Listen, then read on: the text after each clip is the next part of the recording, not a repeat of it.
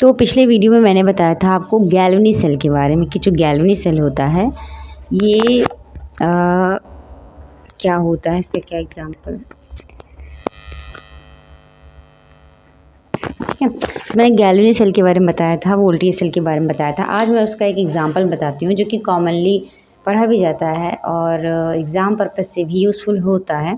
तो ये है गैल्वेनी सेल का एक एग्जांपल, जो कि मेन एग्जांपल तो इसका डेनियल सेल होता है, बट उसके अलावा भी इसके कुछ एग्जांपल होते हैं, जैसे डेनियल सेल, ड्राई सेल या शुष्क cell, battery lead accumulator Galvani cell के प्रमुख उदाहरण हैं।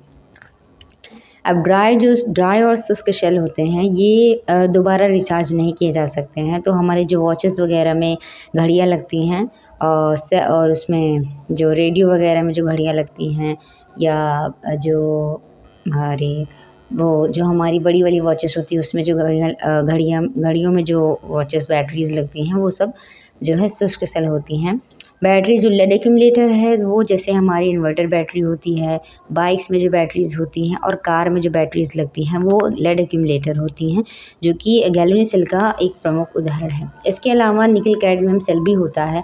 निकल कैडमियम सेल एक्सपेंसिव होता है, बट वो जो होता है काफ़ी इफ़िशियंट होता है, मतलब प्रॉफिट में है, उससे एनर्जी हमें ज़्यादा मिलती है और एनर्जी काफ़ी टाइम तक चलती है, बट वो एक्सपेंसिव बहुत होता है। ठीक है, अब डेनियल सेल और ड्राई सेल को प्राथमिक सेल कहा जाता है। प्राथमिक सेल कहने का मतलब है कि ये प्राइमरी सेल होते हैं और इनको दोबारा रिचार्ज नहीं किया जा सकता, ये नॉन रिचार्जेबल होते हैं।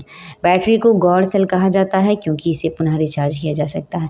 बैटरी जो होती है ये सेकेंडरी सेल में आती है और इसको दोबारा रिचार्ज किया जा सकता है। तो आज हम समझेंगे डेनियल सेल के बारे में। डेनियल सेल इंपॉर्टेंट इस पर्पज़ से होता है क्योंकि फर्स्ट टाइम हमें इसी का कॉन्सेप्ट समझना होता है। ठीक है,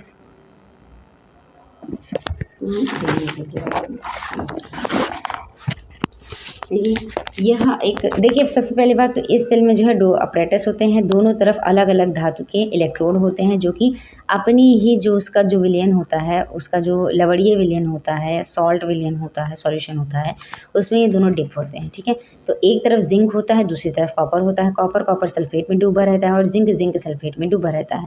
दोनों सॉल्यूशन को, दोनों विलयन को सेतु से या सॉल्ट ब्रिज से जोड़ दिया जाता है, जो कि KCl यानी पोटेशियम क्लोराइड का होता है। ठीक है, अब इन दोनों इलेक्ट्रोडों को एक वायर से जोड़ दिया जाता है। तो इलेक्ट्रॉन क्या होते हैं, इधर से इधर को फ्लो करते हैं और इलेक्ट्रिसिटी इसके अपोजिट में फ्लो करती है। बीच में एक गैल्वेनीमीटर, उसी मेटेलिक तार जो धातु का तार होता है उसमें लगा दिया जाता है, जो कि गणना करता है कि जो EMF है वो कितना है। ठीक है, तो एक सेल इस मतलब जो डेनियल सेल होता है उसको बनाने के लिए जिंक धातु की एक छड़ को जिंक सल्फेट के विलयन में और कॉपर धातु की छड़ को कॉपर सल्फेट के विलयन में रखकर दोनों विलयनों को लवण ब्रिज यानी सॉल्ट ब्रिज जो कि KCl का होता है उससे भरी एक U आकार की नली से जोड़ देते हैं, जो कि हमारी ये वाली है।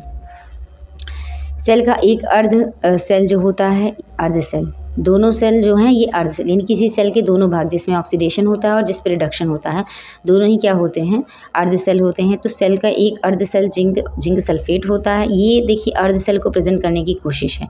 ठीक है, और दूसरा अर्ध सेल कॉपर और कॉपर सल्फेट है। ठीक है, दोनों अर्ध सेलों को सॉल्ट ब्रिज से जोड़ने पर पूर्ण सेल बनता है। दोनों इलेक्ट्रोडों को एक धातु तार से जोड़ दिया जाता है। इसी तार के माध्यम से इलेक्ट्रॉन का प्रवाह एनोड से कैथोड की तरफ हो जाता है। अब क्या होता है, इसमें जो जिंक होता है इसका जो Zn+ होता है वो जाने लगता है सॉल्यूशन में।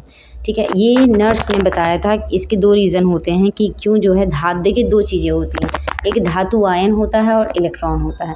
तो ये जो इलेक्ट्रोड होता है या तो इससे इलेक्ट्रॉन या तो विलयन से इस पे कुछ आता है या इससे विलयन में कुछ जाता है।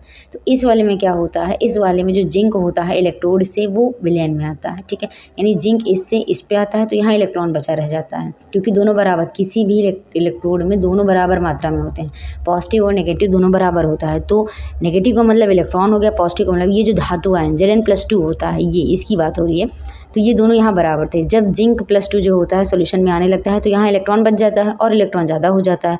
तो क्या होता है, ये इलेक्ट्रॉन जब एक्सेस में हो जाता है, ज़्यादा हो जाता है, तो ये इलेक्ट्रोड पुश करता है इलेक्ट्रॉन को दूसरी तरफ को। सेम चीज़ इसमें उल्टा होता है। इसमें कॉपर क्या होता है, विलयन से जाके इस पे चिपकने लगता है।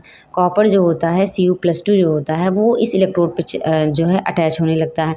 तो यहाँ पे क्या होता है, निगेटिव बन जाता है और निगेटिव जो पॉजिटिव बन जाता है। और जब पॉजिटिव जो होता है वो क्या करता है, इलेक्ट्रॉन को अपनी तरफ खींचता है, अट्रैक्ट करता है। ऐसे भी अगर आप ऐसे भी समझोगे तो जो नेगेटिव होता है वो हमेशा पॉजिटिव की तरफ भागता है। तो ये यहाँ पे जब कॉपर सॉल्यूशन से इसमें आने लगता है, विलयन से इसमें आने लगता है, तो ये यहाँ पे धनात्मक बन जाता है। और जब ये धनात्मक बन जाता है तो इसका जो इलेक्ट्रॉन होता है वो किसकी तरफ आने लगता है, इसकी तरफ आने लगता है। और फिजिक्स के रूल के अकॉर्डिंग जिधर को इलेक्ट्रॉन जा रहा होता है, जो वैद्युत होता है उसी के उल्टा प्रवाह करता है। ठीक है, तो इस पूरे उसमें यही होता है।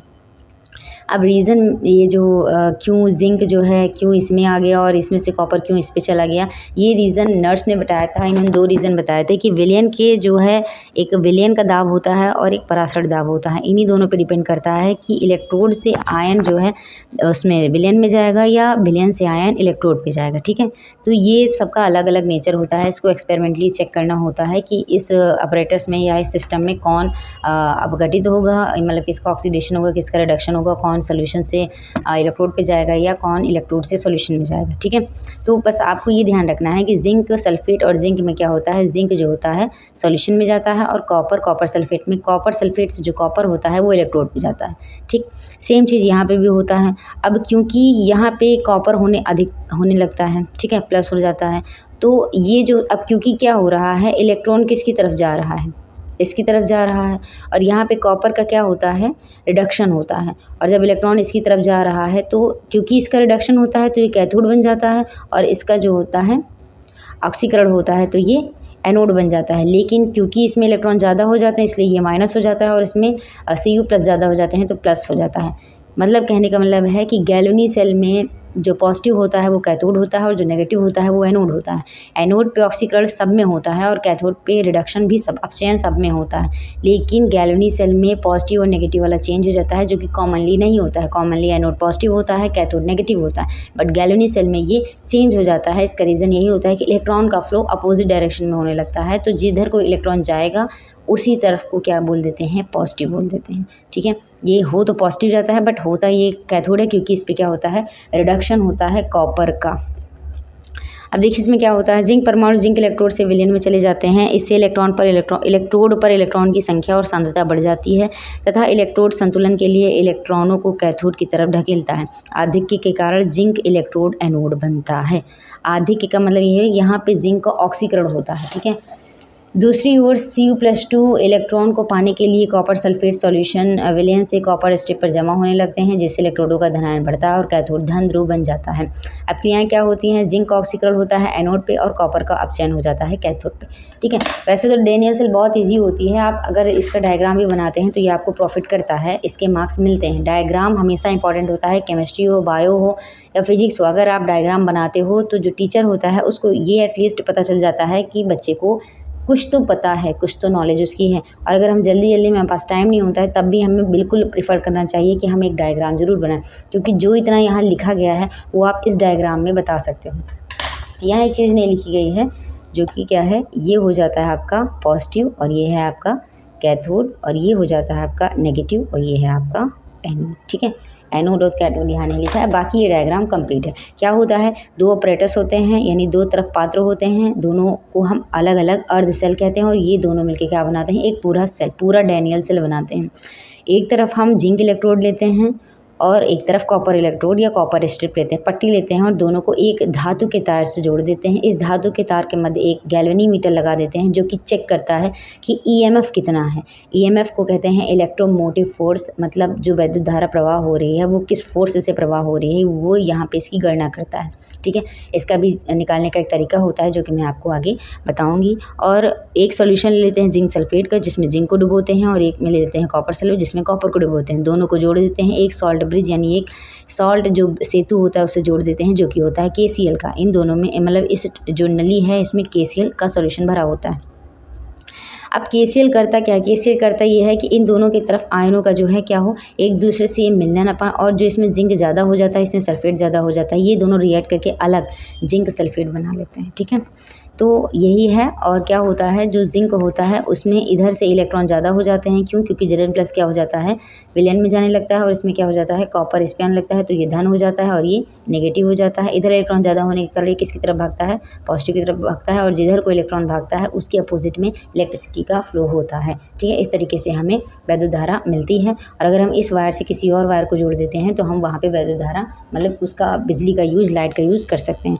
Thank you for watching. Please like share.